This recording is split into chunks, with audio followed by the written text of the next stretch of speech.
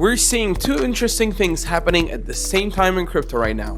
Market stress on one side and increasing institutional and political exposure on the other. First, the market.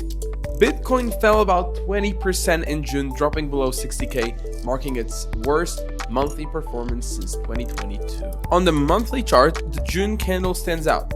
It's a large red move with almost no wicks, meaning price basically moved in one direction with very limited inter-month relief. For traders, this kind of structure is known as a Mariposa candle, a strong one-sided move typically reflecting sustained selling pressure rather than two-way market activity. In simple terms, June was a month where sellers stayed in control from start to finish. At the time of writing, Bitcoin is trading around 58.5 thousand USD, with the market still in a corrective phase and the risk appetite weaker compared to earlier this year. Now, zooming out.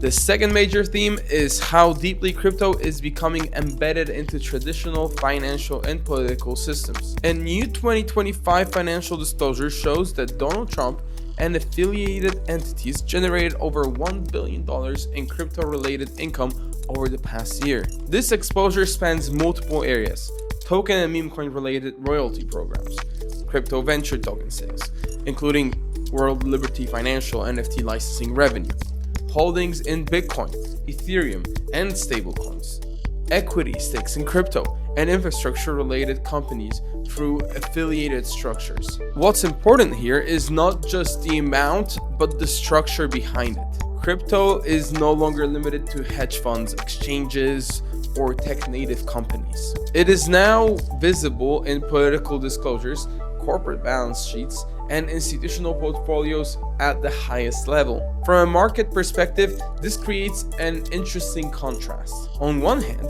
we have a corrective phase in prices, weaker sentiment, and reduced risk appetite. On the other hand, we have increasing integration of crypto into traditional financial and political systems. And that's the key point.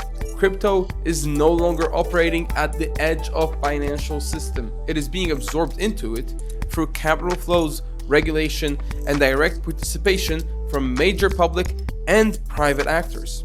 Historically, this kind of phase usually appears in more mature stages of a market cycle, where the narrative shifts away from pure speculation and moves towards structure, regulation, and long-term positioning. That's the bigger picture behind today's data.